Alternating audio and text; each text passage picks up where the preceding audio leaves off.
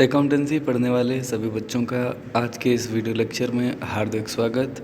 उदाहरण नंबर 12 के माध्यम से आज हम बीमा पॉलिसी पद्धति के अंतर्गत डिप्रिसिएशन कैसे लगाया जाता है ये जानेंगे।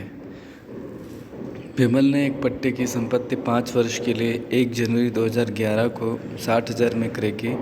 उसने इस संपत्ति के प्रतिस्थापन के लिए बीमा पॉलिसी को लेना निश्चित किया। वार्षिक प्रीमियम 11,000 था। पट्टे की निर्धारित अवधि के लिए आवश्यक खाते बनाने हैं। सबसे पहले हम डिप्रिसिएशन फंड अकाउंट बनाते हैं।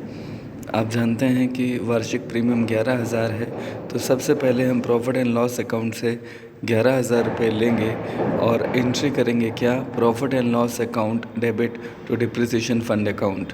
क्योंकि हम डिप्रिसिएशन फंड अकाउंट बना रहे हैं और अभी जो जनरल एंट्री मैंने बोली उसमें डिप्रिसिएशन फंड अकाउंट क्रेडिट हुआ है, तो इस खाते के क्रेडिट साइड में आएंगे और यहाँ पर लिखेंगे by profit and loss account, जो कि जनरल एंट्री में डिप्रिसिएशन फंड अकाउंट के अपोजिट में डेबिट हुआ था।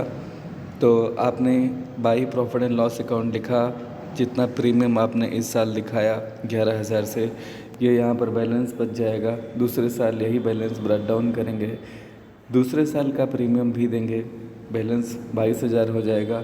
यही बैलेंस तीसरे साल उतारेंगे, चौथे साल यही अगला बैलेंस उतारेंगे 33,000। इस साल का प्रीमियम देंगे, प्रॉफिट एंड लॉस से उसकी व्यवस्था करेंगे और फाइनली यहाँ पर 44,000 आ जाएगा 2014 में। 2014 के बाद 2015 में यही बैलेंस आप यहाँ उतारेंगे, इस साल का प्रीमियम देंगे, ये लास्ट ईयर है। और फाइनली 5,000 ये जो आएंगे ये यहाँ पर लीज होल्ड प्रॉपर्टी अकाउंट में बेसिकली न जाकर ये जाएंगे लीज होल्ड ये जो आपका है लीज होल्ड पॉलिसी अकाउंट में जाएंगे। ठीक है, तो यहाँ पर आप सभी बच्चे जहाँ पर प्रॉपर्टी लिखा हुआ है इसे आप कृपया पॉलिसी कर लीजिए। ठीक है, lease hold policy account, property यहाँ गलत है। कैसे है, आइए इसको भी सिद्ध करते हैं। देखिए ये यहाँ पर लीज होल्ड प्रॉपर्टी लिखा है, तो यहाँ 5,000 से लीज होल्ड प्रॉपर्टी अकाउंट में कहीं आना चाहिए था, नहीं आया है ना। लेकिन लीज होल्ड पॉलिसी अकाउंट में आप देख सकते हैं साल के आखिर में डिप्रिसिएशन फंड 5,000 से आया है। इसका मतलब क्या है, इसका मतलब ये है कि डिप्रिसिएशन फंड अकाउंट में lease hold policy account credit side में आना चाहिए। और ये इसलिए होता है कि जो डिफरेंस की धनराशि होती है उससे हम लीज होल्ड पॉलिसी अकाउंट को डेबिट करते हैं और डिप्रिसिएशन फंड अकाउंट को क्रेडिट करते हैं। ये 5,000 रुपये प्रॉफिट एंड लॉस से नहीं, हमें लीज होल्ड पॉलिसी अकाउंट से प्रॉफिट के मिले होते हैं, ऐसा मान करके। तो आप समझ गए होंगे बच्चों, डिप्रिसिएशन फंड अकाउंट के आखिर में आप 11,000 रुपये आपने 5 साल तक दिया, तो ये 55,000 हो ही गया। 5,000 आपको पॉलिसी का इंटरेस्ट मान लीजिए या इस पे बेनिफिट मान लीजिए, अल्टीमेटली ये कुल मिला के 60,000 हो गए। तो 60,000 की आपकी लीज होल्ड प्रॉपर्टी थी, उसको राइट ऑफ कर दिया गया to leasehold property account लिख करके। इसके बाद में लीज होल्ड प्रॉपर्टी अकाउंट है, सबसे पहले जब आप इसे खरीदेंगे तो टू बैंक अकाउंट करेंगे, बैलेंस बच जाएगा। फिर बैलेंस ब्रॉट डाउन किया, कैरी डाउन किया, ब्रॉट डाउन किया, कैरी डाउन किया, ब्रॉट डाउन किया, कैरी डाउन किया और अंतिम 5वें वर्ष में आपने इसे ब्रॉट डाउन किया है। और यहाँ पर आप एंट्री क्या करेंगे, बैलेंस नहीं बचेगा, यहाँ पर एंट्री होगी बाय डिप्रिसिएशन फंड अकाउंट। ठीक है, बाय डिप्रिसिएशन फंड अकाउंट, क्योंकि आपको इसको आज 5वें वर्ष के आखिर में इसे अपलिखित करना है ना। तो बाय डिप्रिसिएशन फंड अकाउंट यहाँ पर एंट्री होगी और इसके लिए आप ये देख सकते हैं, यहाँ पे देखिए to leasehold property account आया है डिप्रिसिएशन फंड अकाउंट में, है ना।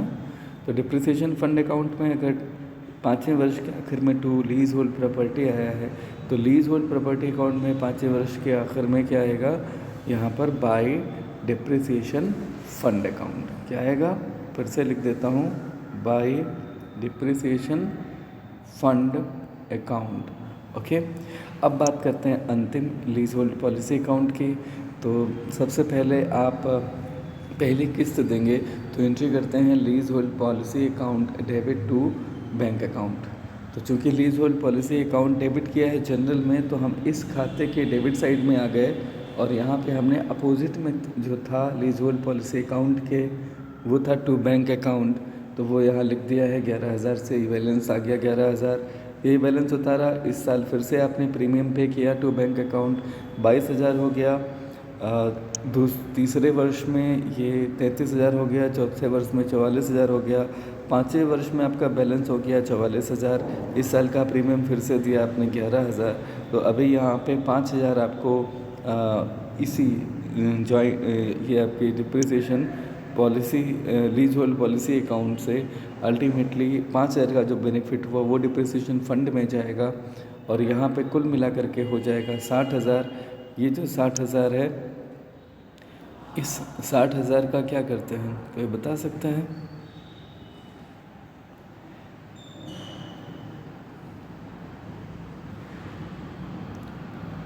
कोई बताए जी। इस 60,000 को आप यहाँ पे रिसीव कर लेते हैं और यहाँ एंट्री करते हैं बाई बैंक अकाउंट। क्या करते हैं? By bank account. तो इस तरह से इसमें कुछ करेक्शंस हैं जैसे जैसे मैंने बताए हैं। अगर आपने वो करेक्शंस नहीं किए तो रिवाइंड कीजिए, वीडियो पीछे जाइए और सही करेक्शंस कर लीजिए। आइए आगे बढ़ते हैं पुनर्मूल्यांकन पद्धति पर। जान लेते हैं कि कभी कभी ऐसा होता है, कुछ संपत्तियां होती हैं जैसे लाइव स्टॉक, जीवित पशु, फुटकर औजार, लूज टूल्स, कॉपीराइट, ट्रेडमार्क, इन पे अभी तक आपने जितनी भी विधियाँ पढ़ी हैं वो ह्रास की विधियाँ इनके लिए उपयुक्त नहीं होती। इनके लिए पुनर्मूल्यांकन पद्धति उपयुक्त होती है। पुनर्मूल्यांकन अर्थात कोई भी संपत्ति आपने किसी भी मूल्य पर खरीदी हो, बाज़ार में उसका मूल्य एक निश्चित समय बीतने के बाद कितना हो गया है, जब हम ये जानते हैं तो हम उसे उसका पुनर्मूल्यांकन राशि बोलते हैं। संपत्ति का जो पुस्तक मूल्य इस समय दिख रहा है उसमें से पुनर्मूल्यांकन राशि घटाते हैं।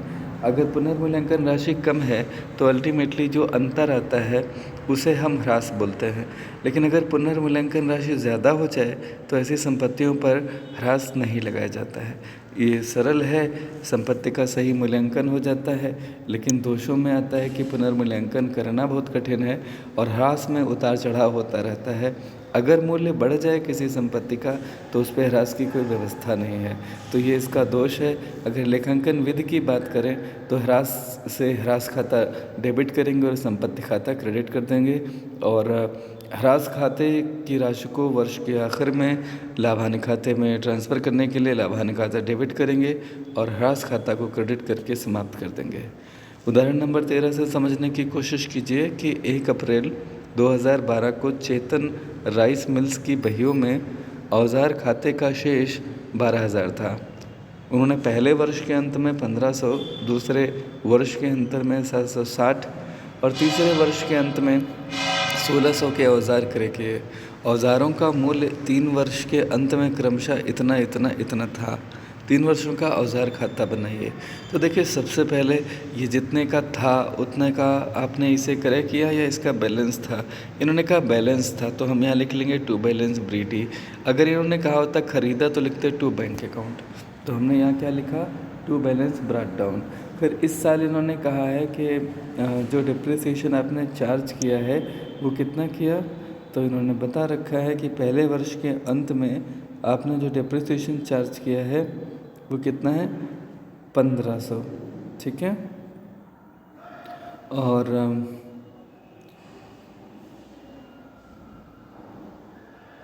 दूसरे वर्ष के आखिर में 760 और तीसरे वर्ष के अंत में 1,600 के औजार क्रय किए हैं। ये इतने इतने आपने क्रय किए हैं। तो इसे समझ लीजिए ज़रा कि आपने 12,000 का बैलेंस था, आपने क्रय किए हैं 1,500, तो इधर 13,500 हो गया। इन्होंने कहा बैलेंस जो है वो 12,800। दरअसल ये जो बैलेंस है ये इसका पुनर्मूल्यांकन मूल्य है, यानी कि 31 मार्च को आपने इसका बाज़ार मूल्य कितना है ये जानने के लिए इन टूल्स का पुनर्मूल्यांकन किया तो पता चला कि वो 12,800 है।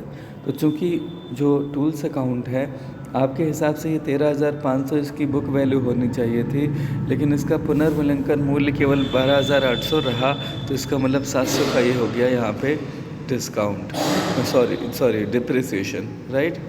देन आगे हम बढ़ जाते हैं, यही हमने 12,800 उतार लिया। इस साल के आपने जो टूल्स खरीदे वो 760 थे, तो ये 13,560 होना चाहिए। लेकिन इन्होंने इसका जो ऊपर क्वेश्चन में देखिए, जो इन्होंने इस साल का बैलेंस दे रखा है वो 12,200 है, ठीक है। तो 12,200 यहाँ लिख लेंगे, तो फाइनली 1360 डिप्रिसिएशन हो जाएगा। बैलेंस ब्रेक डाउन किया 12,200, इस साल हमने ख़रीद की है 1,600 की, और बैलेंस है 13,400, इसका मतलब है 400 डिप्रिसिएशन हो गया। तो ये विधि है, बहुत आसान है, इसके न्यूमेरिकल शायद ही आए, लेकिन आपको इसकी थ्योरी अच्छे से याद करनी है।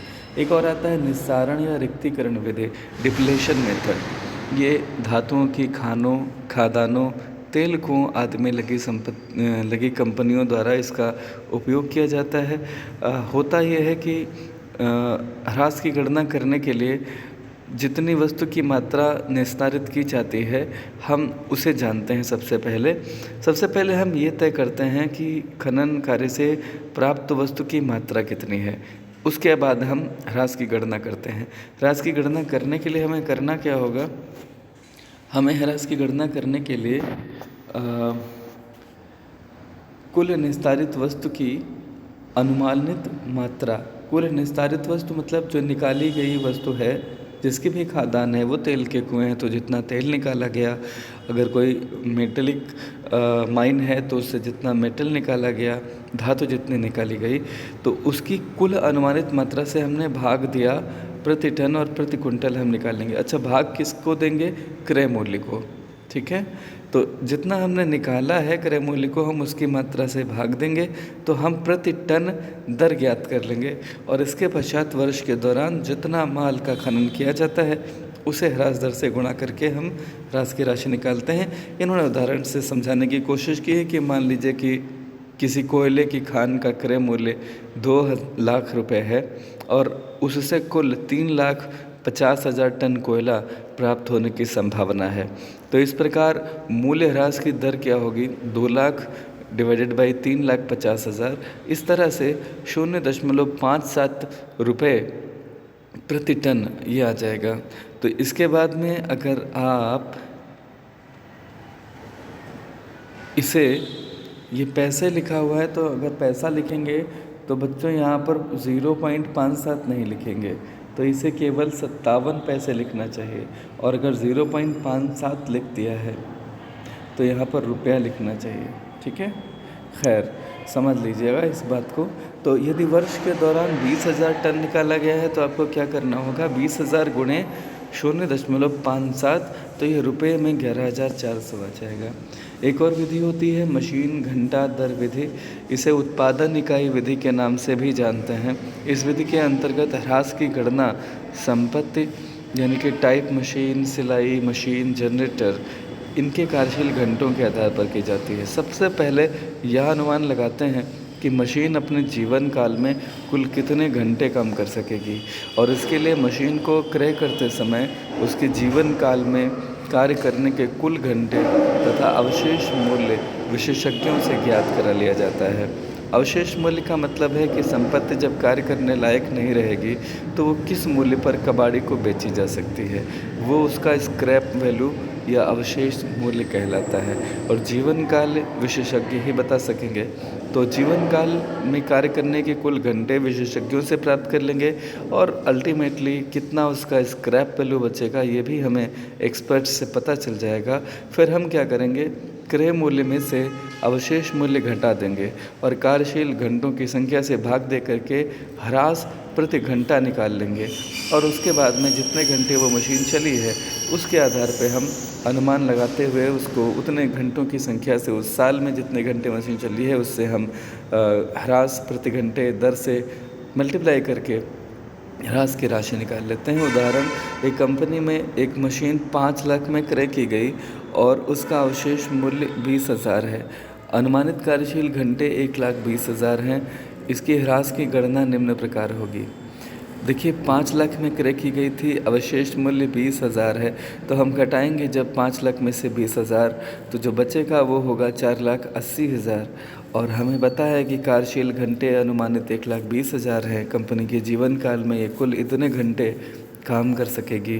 तो 1,20,000 से 4,80,000 को जब डिवाइड किया तो हमें पता चला कि 4 रुपये प्रति घंटा ह्रास लगती है।